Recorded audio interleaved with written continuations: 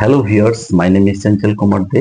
আজকে এই ভিডিওতে আমি ক্লাস 9 এর লেসন 12 হান্টিং স্নেক নামক যে পোমটা আছে রিটেন বাই জুডিথ রাইট সেটার ফার্স্ট স্ট্যান্জা পড়ব এবং তার অর্থটা সহজ সরল বাংলায় বোঝানোর চেষ্টা করব। এর আগে আমি হান্টিং স্নেক নিয়ে ভিডিও বানিয়েছি যেখানে লেখকের সম্পর্কে এবং এই কবিতার সম্পর্কে আলোচনা করা আছে। Hunting snake by Judith Wright.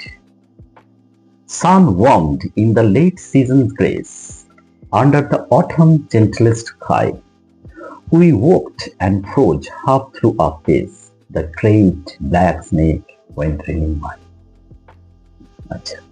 Sun warmed, সূর্যের তাপে উষ্ণ, in the late season graced, শেষ ঋতুর সৌন্দর্যে, শেষ ঋতুর মাধুর্যে, শেষ ঋতুর লাবণ্যে, শেষ ঋতুর আশীর্বাদে, আন্ডার দ্য অটামস জেন্টেলেস্ট স্কাই, অটামস জেন্টেলেস্ট স্কাই, শরতের স্নিগ্ধতম শান্ততম আকাশের নিচে।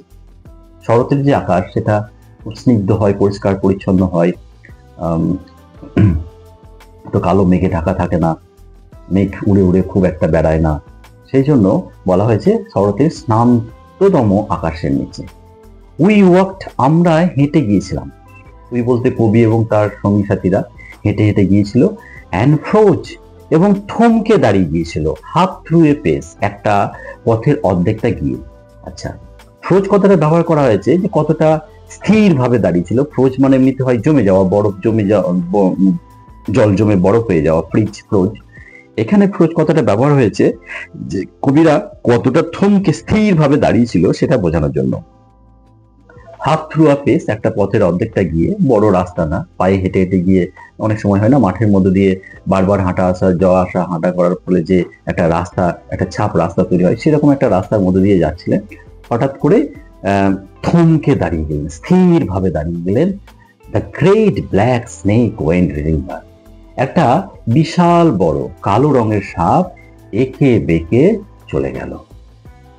তাহলে রাস্তার অর্ধেকটা যখন গিয়েছে, হঠাৎ করে একটা বড় কালো সাপকে এঁকে বেঁকে যেতে দেখতে যায় এবং তারা ফ্রাইটেন্ড হয়ে যায় এবং থমকে স্থিরভাবে সেখানেই দাঁড়িয়ে পড়ে। এখানে ফার্স্ট স্ট্যান্জাতে কি হলো, কবি যেভাবে শুরু করলেন, শুরুতে যেভাবে একটা সুন্দর মনোরম পরিবেশের বর্ণনা দিতে শুরু করলেন, সিজনস গ্রেস, জেন্টেলেস্ট স্কাই, সেই মনোরম পরিবেশ, সেই সৌন্দর্য হঠাৎ করে যেন চেঞ্জ হয়ে গেল, পাল্টে গেল। কখন? যেই ফ্রোজ শব্দটা এলো, ফ্রোজ, থমকে যাওয়া, স্থির হয়ে যাওয়া, স্তম্ভিত হয়ে যাওয়া। হ্যাঁ, যে একটা সাপকে দেখতে পেলো, গ্রেট ব্ল্যাক স্নেককে দেখতে পেলো, সঙ্গে সঙ্গে এই মনোরম মাধুর্যে ভরা পরিবেশটা চেঞ্জ হয়ে গেল, পাল্টে গেল। এখন তারা শকড হয়ে গেল, ফ্রাইটেন্ড হয়ে গেল, ফ্রোজ হয়ে গেল একটা কালো সাপকে এঁকে বেঁকে যেতে দেখে।